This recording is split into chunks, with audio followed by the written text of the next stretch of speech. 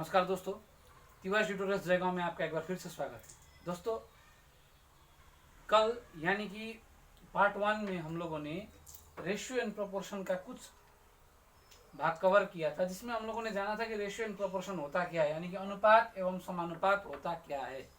ठीक है, तो आज उसी को आगे बढ़ाते हुए उसमें हम लोगों ने पार्ट 1 में बहुत से ऐसे टर्म थे जिनको हम लोगों ने सीखा था। बहुत से ऐसे प्रॉपर्टीज थी जिनको हम कैसे अप्लाई करते हैं वो हम लोगों ने जस्ट जाना था। अब हम लोग क्या करेंगे, वैसे ही पहले आसान आसान प्रश्नों को हल करेंगे और उसके बाद में उन प्रॉपर्टीज के ऊपर बहुत से प्रश्नों को करेंगे, जिससे आपको ये चैप्टर बहुत ही आसानी से समझ में आ जाए। ठीक है दोस्तों, तो ज़्यादा समय ना लेते हुए मैं आपसे रिक्वेस्ट करूँगा सबसे पहले कि अगर आप हमारे चैनल पर नए हैं तो उसे सब्सक्राइब करें। हमारे वीडियोस अगर आपको पसंद आ रहे हैं तो उसे ज़रूर लाइक करें और ज़्यादा से ज़्यादा शेयर करें। तो दोस्तों आइए आज स्टार्ट करते हैं हम लोगों का आज का टॉपिक, आज का पार्ट। तो आज हम लोग सीखेंगे कि आज हम लोग नया नया प्रश्नों को कैसे हल करते हैं वो सीखेंगे। सबसे पहले हम सीखते हैं फोर्थ प्रोपोर्शनल। हम लोगों को इस चैप्टर में पूछा जाता है कि फोर्थ प्रोपोर्शनल क्या होता है, फाइंड द फोर्थ प्रोपोर्शनल।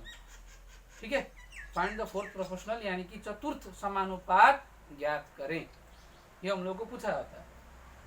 तो मैंने दोस्तों जैसे आपको बताया था, प्रोपोर्शन यानी कि समानुपात का मतलब होता है दो अनुपात यानी कि दो रेशियो जब बराबर हो, यानी कि A:B = C:D। जब A:B = C:D होते हैं तो इसी को कहा जाता है प्रोपोर्शन यानी कि समानुपात। तो इसमें क्या होता है, ये जो पहला होता है ये पहला रेशियो हुआ, ये दूसरा रेशियो हुआ, दोनों बराबर है। अब पहले रेशियो का पहला टर्म, दूसरे रेशियो का दूसरा टर्म, फिर पहले रेशियो का दूसरा टर्म। अब जब दूसरे रेशियो में जाते हैं तो ये पहला टर्म है दूसरा टर्म, यानी कि हम लोग यहाँ पे देखते हैं कि कुल मिला के एक प्रोपोर्शन में कितने टर्म होते हैं, 1 2 3 4, टोटल कितने टर्म है, 4 टर्म है। तो इसी के आधार पर हम लोगों को क्वेश्चन बनाया जाता है। तो जब बात होती है फोर्थ प्रोपोर्शनल की, तो आप लोगों को क्वेश्चन दिया रहेगा, जैसे एक एग्जांपल मान लेते हैं 5, 10, 8। आप लोगों को दिया गया 8। अब कहा गया कि फोर्थ प्रोपोर्शनल आपको फाइंड आउट करना है। फोर्थ प्रोपोर्शनल मैंने क्या कहा था, एक प्रोपोर्शन में 4 टर्म होते हैं, पहला दूसरा और तीसरा तो मिल गया, बचा फोर्थ टर्म। अब यहाँ पे हम लोग को पता नहीं है तो हम लोग मान लेंगे वो फोर्थ टर्म क्या है, x है, और ये चारों आपस में क्या है, प्रोपोर्शनल में है। तो प्रोपोर्शनल का मतलब हो जाता है 5:10 = 8:x, ये दो रेशियो और ये दो रेशियो। ठीक है, तो इसको हम लोग क्या कर लेते हैं, 5/10 = 8/x। अब अगर आप चाहें तो इसको यहीं काट सकते हैं, 5 1 5, 5 2 10। अगर नहीं तो क्रॉस मल्टीप्लाई करके भी काट सकते हैं, जैसी आपकी मर्जी। तो यहाँ से मैं डायरेक्ट कर देता हूँ, x1 = x = 2 से 8 को गुना करने पे 2 8 16, यानी कि हम लोगों का जो x आया वो कितना आया, 16 आया। तो ये क्या हो गया, हम लोगों का फोर्थ प्रोपोर्शनल हम लोगों को मिल गया। ठीक है, अब ऐसे ही एक दूसरा एग्जाम्पल देखते हैं। तो दूसरा एग्जाम्पल अगर हम लोग जाए एग्जाम्पल 2 में, तो क्या है उसमें, एक दिया गया AB, BC और CA। अब दोस्तों देखिए, मैंने क्या कहा था, एक प्रोपोर्शन में 4 टर्म होते हैं तो सिर्फ हम लोग को 2 टर्म दिया गया। तो यहाँ पे हम लोग एक और मान लेते हैं जो है x। अब ये क्या हो गए, 4 टर्म हो गए और ये प्रोपोर्शनल में है, तो AB:BC = CA:x। तो ये क्या हो जाएगा, AB/BC = CA/x। और जब हम लोग B, तो यहाँ अगर काटेंगे तो B से B कट गया, और = में ऊपर ऊपर का और नीचे नीचे का कटता है, A से A कट गया, यहाँ कुछ नहीं बचा 1। जब क्रॉस मल्टीप्लाई करेंगे तो x1 x = C से C को मल्टीप्लाई करने पे C²। तो यहाँ पे भी हम लोग को फोर्थ प्रोपोर्शनल मिल गया, x का वैल्यू हम लोग निकाल चुके हैं। तो इस तरह से हम लोग देखते हैं कि फोर्थ प्रोपोर्शनल कैसे निकाला जाता है। ठीक है दोस्तों, बहुत ही आसान। अब आगे बढ़ते हैं, एक और एग्जांपल देखते हैं। एक और एग्जांपल को अगर हम लोग ले, एग्जांपल थर्ड, उसमें क्या कहा गया, x square minus y square comma x square y minus y square x comma x plus Y.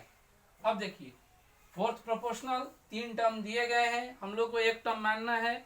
इससे पहले वाले 2 प्रश्नों में हम लोगों ने 2 जो क्वेश्चन सॉल्व किए थे, दोनों में हम लोगों ने एक्स माना था, लेकिन यहाँ पे हम लोग एक्स नहीं मानते हैं। क्यों नहीं मानेंगे? क्योंकि जब आप यहाँ पे एक्स मान लेंगे तो आप जब क्रॉस मल्टीप्लिकेशन करेंगे तो कहीं एक्स स्क्वायर कर सकते हैं, कहीं कुछ कर सकते हैं। तो जो टर्म दिया रहेगा ऑलरेडी उसको नहीं मानेंगे, कोई दूसरा मान लेते हैं, जैसे ए बी एम कुछ भी मान सकते हैं। तो यहाँ एक्स वाई को छोड़ के हम लोग कुछ भी मान लेंगे। मान लीजिए मैंने मान लिया ए।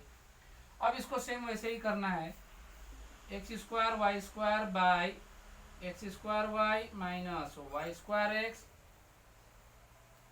तो अच्छा, मैंने डायरेक्ट कर दिया, इन दोनों के बीच में इस 2 इज इक्वल्स टू, अब इन दोनों के बीच में एक्स प्लस वाई बाई ए, एक लाइन में वो कर दिया। अब क्या करेंगे, हम लोग सबको पता है कि एक फॉर्मूला होता है A square minus B square is equals to A plus B into A minus B. क्या होता है, A square minus B square is equals to A plus B into A minus B. तो जहां जहां ए है वहां इसी के टर्म, इसी के रूप में हम लोग को यहाँ पे दिया गया x square minus y square. देखिए दोस्तों, तो जब x square minus y square है तो जहां जहां ए है, यहाँ ए के जगह में एक्स है, यहाँ बी के जगह में वाई है, तो जहां जहां ए है वहां हम लोग एक्स बैठा देंगे और जहां जहां बी है हम लोग वाई बैठा देंगे। तो ये हो जाएगा x plus y into x minus y. तो इसके जगह में हम लोग लिख सकते हैं x plus y into x minus y by, नीचे अगर दोनों में से कॉमन निकालें तो देखिए यहाँ पे एक्स 1 है, यहाँ पे एक्स सॉरी एक्स यहाँ पे 2 है, यहाँ पे 1 है, तो दोनों में से हम लोग एक एक्स निकाल सकते हैं। यहाँ पे वाई 1 है, यहाँ पे वाई 2 है, तो दोनों में से हम लोग एक वाई निकाल सकते हैं। जब दोनों में से, इसमें से एक 2 एक्स में से एक एक्स निकल गया तो बचा है एक्स, वाई निकल गया था तो निकल गया, माइनस वाई दोनों में से एक वाई निकल गया और एक्स भी निकल गया, तो यहाँ पे बचा सिर्फ वाई इज इक्वल्स टू, इधर बचा एक्स प्लस वाई बाई ए। अब मैंने क्या कहा था, ये अगर कट रहा हो तो काट दे, कट गया, और इज इक्वल्स टू में ऊपर ऊपर का कटता है, तो ये हुआ एक्स प्लस वाई और ये भी हुआ एक्स प्लस वाई, तो दोनों को अगर हम लोग काट दे तो यहाँ कुछ नहीं बचा 1, यहाँ कुछ नहीं बचा 1।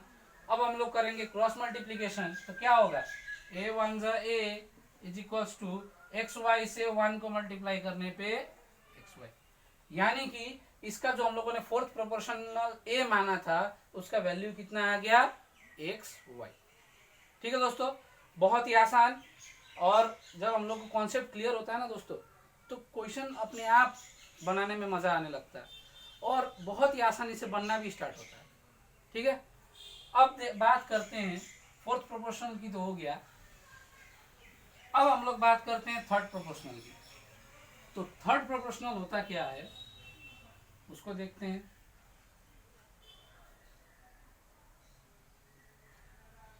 बात करते हैं थर्ड प्रोपोर्शनल की और साथ ही साथ बात करते हैं मीन प्रोपोर्शनल की।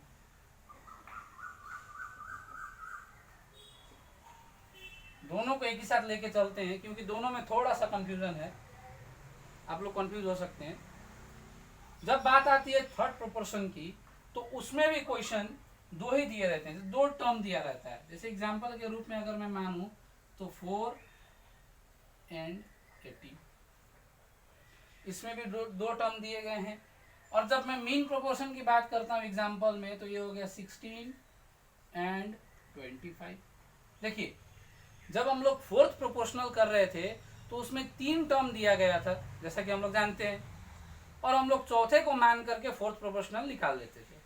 लेकिन जब बात थर्ड प्रोपोर्शनल और मीन प्रोपोर्शनल की आती है तो उसमें क्या होता है, सिर्फ दो दो टर्म ही दिए रहते हैं। जैसे यहाँ पे 2 टर्म दिया गया, यहाँ पे 2 टर्म दिया गया, ठीक है।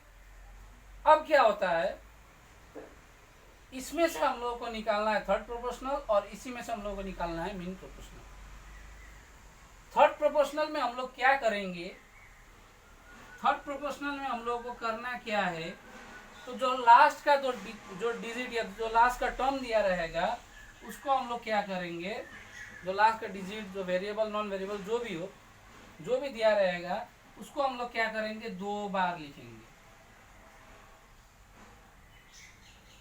ठीक है। जो लास्ट थर्ड प्रोपोर्शनल में, ध्यान दे, थर्ड प्रोपोर्शनल में क्या करना है, जो लास्ट का टर्म दिया रहेगा उसको हम लोग लिखेंगे 2 बार, जो लास्ट का नंबर दिया रहेगा उसको हम लोग लिखेंगे 2 बार। 18 इसमें हो गया और इसमें अब लगाएंगे इस 2 और जो हम लोग को निकालना है मान लेंगे x, ठीक है। क्या मान लेंगे, x। अब आते हैं मीन प्रोपोर्शनल में। तो मीन प्रोपोर्शनल में हम लोग क्या करेंगे, बीच में ही 2 मानेंगे। देखिए यही अंतर है। क्या अंतर है, यहाँ लास्ट वाले टर्म को 2 बार लिखेंगे और यहाँ पे हम लोग जो मान रहे हैं, जिसको हम लोग मान के चलते हैं, एज्यूम करके चलते हैं, उसी को 2 बार लिखेंगे। बस यही अंतर है, यही समझना है। और इसी से हम लोगों का थर्ड प्रोपोर्शनल और मीन प्रोपोर्शनल दोनों बनता जाएगा, यही अंतर है बस। इसमें भी 2 टर्म दिए रहेंगे, इसमें भी 2 टर्म दिए रहेंगे, लेकिन जो निकालना है हम लोगों को उसको ही 2 बार मानेंगे, यानी कि बीच में 2 बार हम लोग x मान लेंगे, x = x। और इसमें क्या करेंगे, जो लास्ट का जो टर्म दिया रहेगा उसको 2 बार लिखेंगे, 18 और 18, ठीक है। अब करते हैं, अब करने में क्या है, तो इसको क्या करेंगे, 4/18 = 18/x, ठीक है। अब काटेंगे तो 4 2 2 = 4, 2 9 = 18, और मैंने क्या कहा था, इसी क्वेश्चन में ऊपर ऊपर कटता है, 2 9 18, यहाँ कुछ नहीं बचा, 1, x 1 = x = 9 9 = 81, तो x का वैल्यू कितना आया, 81। अब आते हैं यहाँ पे, इसको हम लोग कैसे करेंगे, 16/x = x/25, x और x क्या होता है, x² = 25 और 16 की क्या होगा, 16 × 25, अभी इतना ही लिखते हैं, और जब स्क्वायर को उधर ले जाएंगे तो क्या हो जाएगा, √16 × 25। x = 16 के लिए 4 बाहर और 25 के लिए 5 बाहर। अब जिनको ये नहीं आता कि ये बाहर कैसे आया, वो यहाँ पे देखें थोड़ा, उनको थोड़ा मैं बताना चाहता हूँ। हम लोग का आया था x = 16 × 25, तो हम लोग क्या करेंगे, सबसे पहले जो ये है उसको तोड़ लेंगे, फैक्टराइज करेंगे। तो 16 को जब हम लोग फैक्टराइज करते हैं तो ये होता है 2 8 2 2, और जब 25 को करेंगे तो ये हो जाएगा 5 5। तो क्या होगा, ये x = √2 × 2 × 2 × 2 इंटू, इस इंटू का इंटू, और 25 की जगह पे हम लोग क्या लिख सकते हैं, 5 × 5। वाह, x = और रूट का नियम होता है, अंदर पेयर में जो रहेगा, जोड़ी में जो रहेगा उसके लिए 1 बाहर आएगा, तो 2 2 के लिए 1 बाहर, इन दोनों के लिए 1 बाहर, और इन दोनों के लिए 1 5 बाहर। ये क्या हो जाएगा, 2 2 = 4 और 5, तो यही आया। तो इसको इंटू करने पे कितना आता है, 20। तो मीन प्रोपोर्शन कितना आया, 20। ठीक है दोस्तों, आशा करता हूँ आप लोगों को समझ में आ गया होगा कि मीन प्रोपोर्शनल और थर्ड प्रोपोर्शनल में अंतर क्या है, डिफरेंस क्या है, कैसे करना है उसको। ठीक है, अब अगले प्रश्न की ओर बढ़ते हैं। अगला प्रश्न है हम लोगों का थर्ड प्रोपोर्शनल से, क्या है, अगला एग्जांपल है x³ y एंड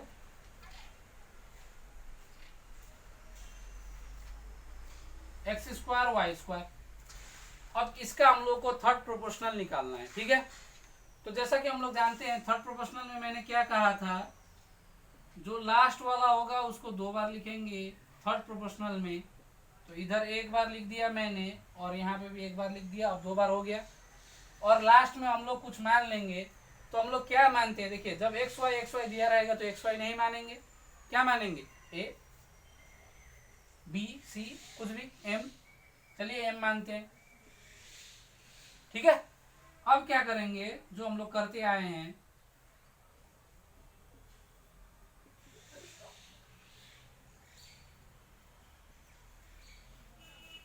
अब देखिए 2x² से यहां से 2x² चला गया, यानी कि x³ में से 2 x 3 है यहाँ पे और यहाँ पे 2, तो 2x जब यहाँ से चला गया तो 1x बचा।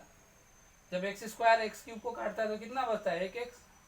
अब यहाँ बात करते हैं, इस x से इस x² को जब हम लोग काटेंगे तो x बचेगा, इस y से इस y² को काटेंगे तो y बचेगा, और यहाँ पे कुछ नहीं बचा तो 1। जब क्रॉस मल्टीप्लीकेशन करेंगे तो m is equals to x y into y square, क्या हो जाएगा, xy³। तो हम लोग का थर्ड प्रोपोर्शनल कितना आया, xy³। यहाँ पे x, यहाँ पे y और y² को जब मल्टीप्लाई करेंगे तो कितना आ जाएगा, xy³। ठीक है। अब आगे बढ़ते हैं मीन प्रोपोर्शनल पर। मीन प्रोपोर्शनल का एक और प्रश्न हम लोग करेंगे। Find the mean proportional of, क्या होगा, find the mean proportional of p³ q and pq/q। ठीक है। अब मीन प्रोपोर्शनल हम लोग कैसे निकालते थे, मैंने आपको बताया था। मीन प्रोपोर्शनल निकालने के लिए जो हम लोग को मानना है वही 2 बार मानेंगे। मीन में 2 बार मानना है, तो 2 बार मान दिए, x निकालना है, और यहाँ पे बचा pq/q। ठीक है। इसको कैसे करेंगे, जैसा हम लोग करते हैं, by x is equals to x/pq/q। अब क्या होगा, x² जब मल्टीप्लाई करेंगे तो x² is equals to p से p 3 है, यहाँ पे 1 है तो p हो जाएगा 4। p³ से p को मल्टीप्लाई करेंगे p4, q से q³ को मल्टीप्लाई करेंगे तो q का पावर 4, q⁴। अब ये क्या हो जाएगा, x² is equals to p4 q का पावर 4, तो ये हो जाएगा x is equals to p4 q4 और ये रूट। तो क्या हो जाएगा इसका दोस्तों, p कितना है, p के ऊपर कितना पावर है, 4, तो p 4 है तो कितना निकलेगा, p 2 निकलेगा। 4 में से अगर जोड़ी निकालेंगे तो कितना निकलेगा, 2। और q कितना है, 4 है, तो q का भी कितना निकलेगा, 2। तो इस तरह से हम लोग बोल सकते हैं कि इसका जो मीन प्रोपोर्शनल है वो कितना आया, p² q²। ठीक है। अब हो गई मीन प्रोपोर्शनल की बात। अब इसी टाइप का जो हम लोगों ने पढ़ा था उसको एक बार देख लेते हैं। 2 क्वेश्चन मैं आपके सामने लेके आया हूं, जिसको हम लोगों ने पार्ट 1 में जिसके ऊपर थोड़ा सा डिस्कशन किया है, जिस टाइप से बनेगा। क्या है, if 6, 9, 3x + 2 and 21 are in proportion,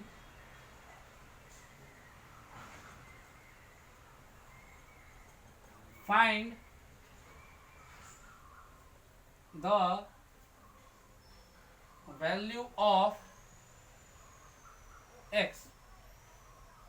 देखिए ये चारों टर्म दिए गए हैं और कहा गया है कि ये क्या है, प्रोपोर्शन में है, तो x का वैल्यू निकालना है। तो हम लोग जानते हैं प्रोपोर्शन का मतलब क्या होता है, तो रेशियो आपस में क्या है, बराबर है। तो हम लोगों ने मान लिया ये पहला रेशियो है और ये दूसरा रेशियो।